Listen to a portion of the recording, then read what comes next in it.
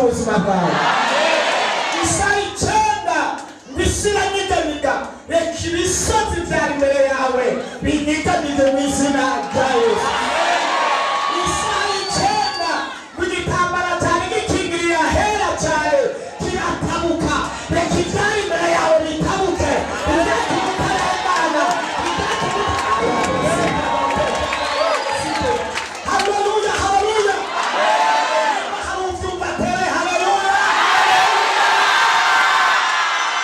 Ivyatumuka rengana reka bitabuke ivyatumuka shika ku ntumbero reka bitabuke nawe wishikira hera cyane ivyatumuka hashika byari byakubujije gushika hera reka uhashika ukorane n'Imana reka uhashika ugendane n'Imana reka uhashika wumva ico Imana ivuga. Haleluya haleluya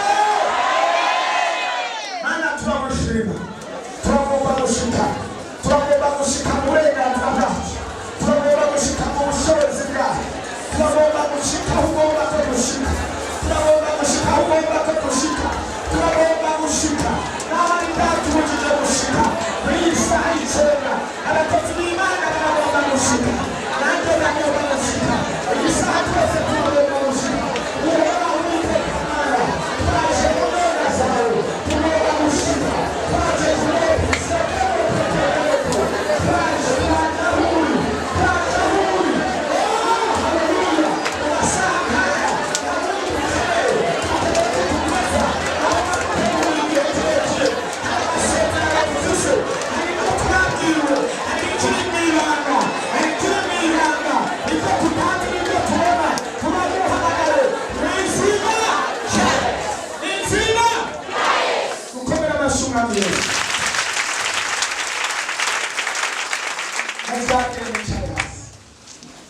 gashobora kuguza ikiganza cyawe hejuru ugatera haleluya n'imicyaro.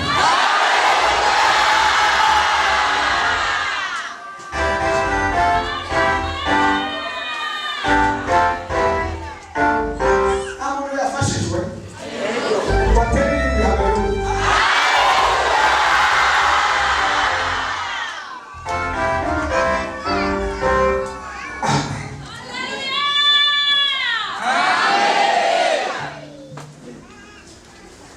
Imana irakoze cyane.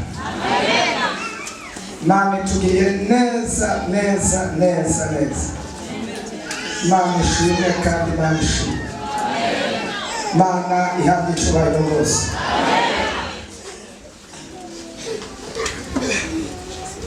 Tugomba dusome ijambo ry'Imana.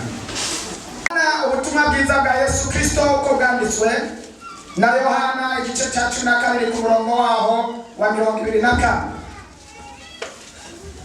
Agira umuntu adusome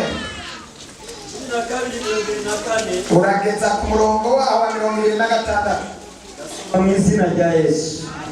Nukuri ndababwire iyo agatete k'ingano kataguye mu ivugo gapfe nikaguko karuko nyene ariko iyo gapfuye gahunda imete nyinshi ukunda ubugingo bwiwe azobura ariko uwanga ubugingo bwiwe muri iyi si azobuzigama gushitsa ku bugingo budashira. Nihagira unkorera nankurikire kandi aho nzoba ndi umugozi wanje nihazoba. Nihagira unkorera data azomuha icyubahiro. Umushaha wanje urahagaze wagejeje aho nyene dukomera amashi umwami wewe. Ahejeje kutubwira ngo Imana ituronderere ubutugira nke Imana ishireho ubudugu wo kuguheka mu izina rya Yesu. Ibyo mwabyumvise sindabitebako sindabifatako n'umwanya kuko Imana yamaze kutwigisha mu buryo bukwiye ikoresheje umukozi wayo. Nanjye ijambo nzanye nirivuga ngo iby'Imana yavuze ku muntu niyaguma mu buntu bwayo byose bizoshika.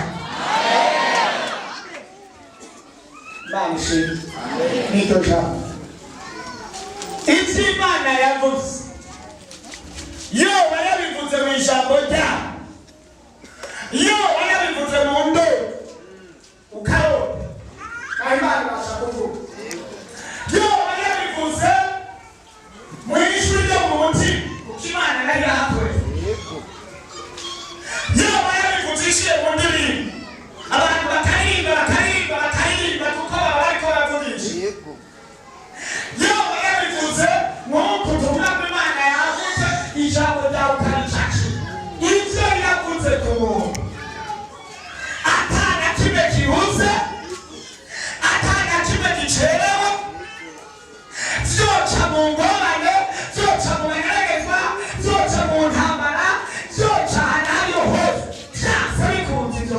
bagushika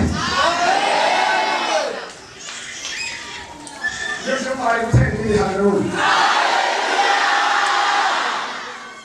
haleluya amen oya Imana ishimwe amen narivuze n'icyo yavuze bizoshika amen Imana ishimwe amen bizoshika bizoshika barigwanya baripinga batovyemera ivyo bizoshika kuki yavuze biyo kwizigirwa yesu mwami w'amahoro haleluya nta bivuga ngo bihere nta bivuga ngo bizimanga nta bivuga ngo bizimire nta bivuga yesu adufashe cyane bafashe mani dufashe reka kwiyahura ngo natevye ibyo yavuze reka kwiyahura ngo ntibigishoboka hari abantu bihebura hari abandi bacika intege hari abandi bacitse imbuto hari abandi batengarukiwe hari abandi bariko baridoga hari abandi bariko bariganira hari abandi bariko baridovota hari abandi yo bavuga ngo senze iminsi miremire umenga sinziriri ariko ico yavuze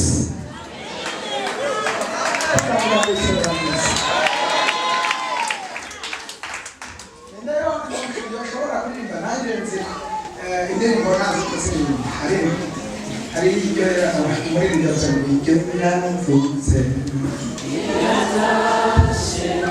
kuko yarivuze bahubutse